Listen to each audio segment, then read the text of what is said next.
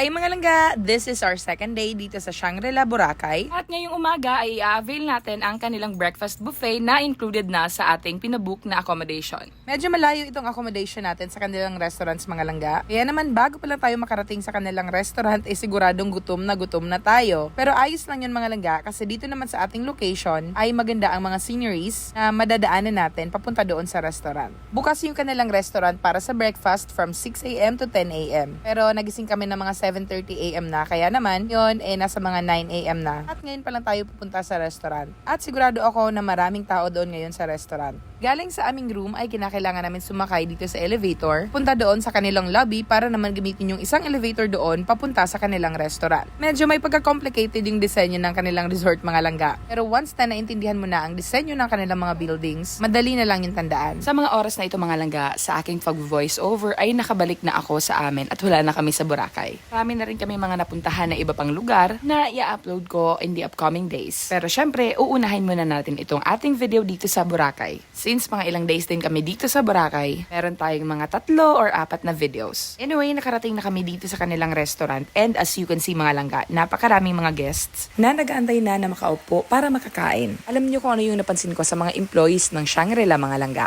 Ang gaganda ng kanilang mga uniforms at very unique din. Kasi kada isa sa kanila ay merong daladalang maliit na bag na ginagamit nila para lagyan ng cellphone, pati na rin siguro papel at ballpen. Anyway, ganito pala yung mga pagkain nila dito sa Shangri-La mga langga tuwing breakfast. Dito sa right side, meron sila mga breads, iba't ibang klaseng mga breads at meron din sila dito mga prutas, mga juices. While dito naman sa kaliwa, nandito yung mga ulam nila mga langga. Iba't ibang klaseng ulam from different cuisines. Masasabi ko na there is always something for everyone. Kung ano man yung hinahanap mo, meron sila dito. Ang downside lang siguro para sa akin medyo pabalik-balik na lang yung pagkain nila every breakfast. Pero overall, masarap naman yung mga pagkain nila. Apologies nga pala mga langga kasi ngayong nagvo-voice over ako, napakalakas ng ulan kaya naman medyo naririnig nyo yung mga drizzle ng tubig at medyo maingay siya kaya pagpasensyahan nyo na po. Katapos ni Mike na i-tour yung kanilang kitchen, syempre bumalik na siya dito sa table. Salitan lang kaming kumain mga langga kasi kasama namin si baby. Tulad ngayon na medyo naiinitan na si baby kaya kinakailangan ko siyang kargahin. Maraming mga nagsasabi sa akin na kinakailangan ko daw lagyan ng bonnet or something sa ulo, pang takip ng ulo si baby at pati na rin daw pants at medyas kasi kawawa daw si baby at malalamigan. Pero si baby po kasi namin ako sobrang mainitin po niya. Hindi na namin siya nilalagyan ng mga ganon. Anyway, pagkatapos pala namin kumain mga langga, dumiretso muna kami dito sa kanilang beach side. Nasa mga 12 p.m. na ito mga langga at sobrang init. Nakikita nyo naman na tirik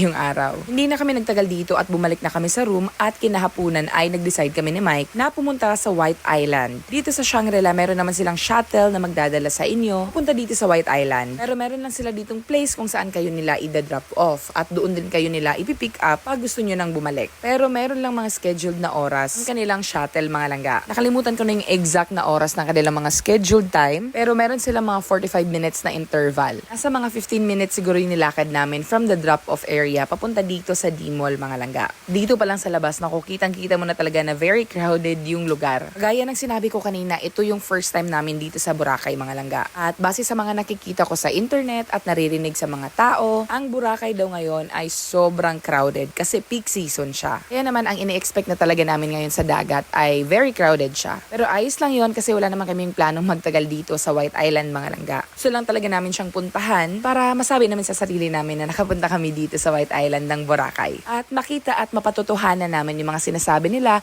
na sobrang ganda daw ng sun dito sa Boracay. Alam nyo kasi mga langga, kami ni Mike, simula pa noon nung hindi pa kami kinakasal at hindi pa kami nagkakaanak, hindi na talaga kami mahilig mag-party or pumunta sa mga crowded na places. Gusto namin yung tahimik, yung relaxing lang yung lugar, yung cozy. Kaya naman dun kami nagpabook sa Shangri-La Boracay. So nung nakalabas na kami sa D-Mall, nasabi talaga namin na tamang-tama yung aming expectations. Ganito talaga kadami yung tao ngayon dito sa Boracay. So naglakad-lakad muna kami ni Mike and yes, dala-dala po namin ang stroller ni baby. Hindi naman siya mahirap itulak dito sa area na may mga shops mga langga kasi yung ground nila dito dahil palagi namang naaapakan solid na siya. Pero to be honest mga langga kahit na sobrang crowded ng Boracay, totoong-totoo naman talaga na maganda yung kanilang sand at clear naman yung tubig nila. Madami-dami na rin ang napuntahan namin ni Mike na mga beach resort dito sa Pilipinas at sa New Zealand mga langga. At kung ang pag-uusapan ay ang kagandahan ng sand, ako Oh, yes. Number 1 talaga dito sa Boracay. Dahil maputi at very fine ang kanilang buhangin, mga langga. Yung dagat naman nila, sinuwerte kami na hindi ngayon malumot na panahon. Very clear yung kanilang dagat. Pero to be honest, mga langga, ay mas clear na dagat pa kaming napuntahan. At yun ay doon sa Club Paradise sa Coron, Palawan. Pero wag nyo akong awayin ha, kasi yun naman ay personal opinion ko lang naman. Dahil sa sobrang init, kailangan nating magpalamig, mga langga, at kinakailangan ko na rin kasing i-breastfeed si baby. Kaya naman, masok muna kami dito sa cafe at kumain at uminom ng smoothie. Ganda itong cafe na to kasi nasa tapat lang talaga siya dito. Sa may magandang spot sa Station 2 sa Boracay.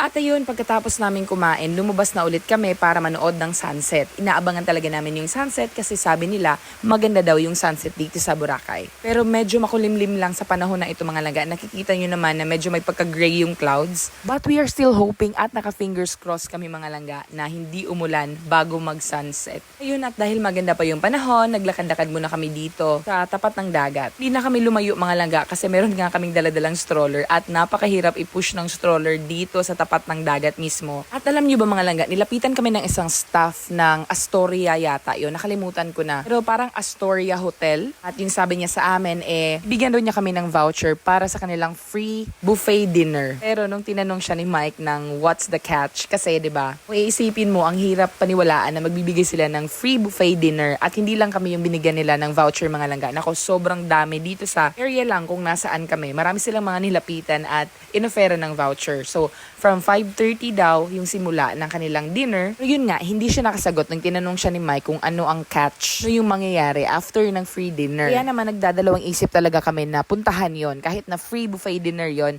nakakapagdalawang isip naman talaga, di ba? So anyway, hindi naman siya pinuntahan at pagkatapos ng ilang mga araw, mga langga, meron akong nabasa dito sa Facebook doon sa DIY Travel na page kung saan pinost niya yung experience niya na binigyan sila ng voucher ng Astoria. At ang sabi nila na free naman daw talaga yung kanilang buffet dinner, mga langga. Wala talagang bayad. At masasarap yung pagkain nila. But the catch is, you have to stay daw after ng dinner for about an hour or so para daw makinig at manood sa kanilang presentation. And I think bebentahan kanila ng property yata. Hindi ko na maalala yung exact na catch, mga langga. Pero be aware, mga langga, kung pupunta kayo sa Boracay, meron pong ganyang gimmick ngayon. Pero if you have a lot of free time naman, then you can go and try their free buffet. Expect mo lang na meron talagang catch afterwards. Pagkatapos naming manood ng sunset, mga langga, ay dumiretso na kami dito sa Japanese restaurant, which is katabi lang nung dessert shop na kinainan namin kanina. Dito na kami kumain ng dinner para pagbalik namin sa Shangri-La ay hindi na namin kailangan pang kumain.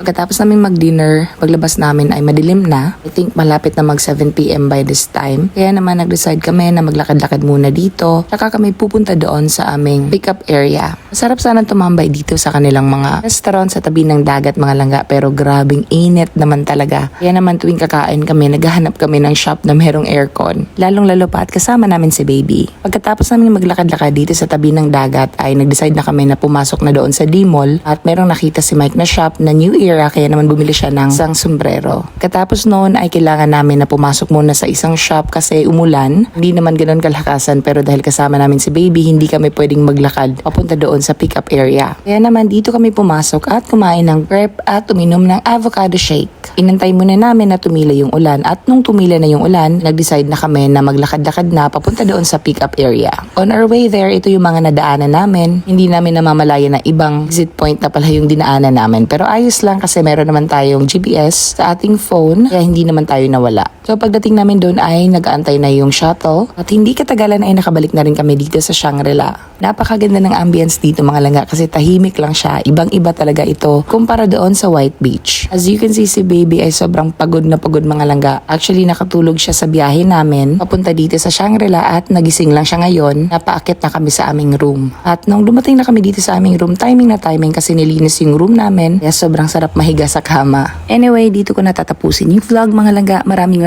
salamat sa panonood. Hanggang sa susunod na vlog natin. Bye! Di ka malo? Sunugan ng mamash.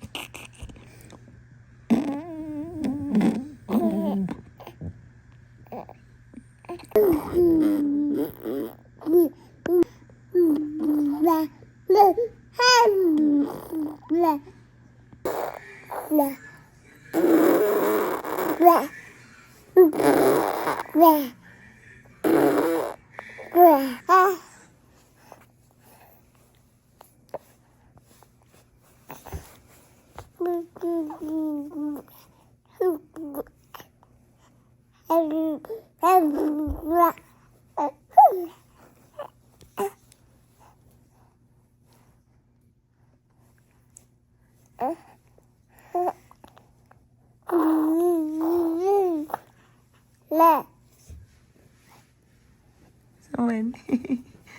Saman. Saman. Kaya na mag-talent to eh.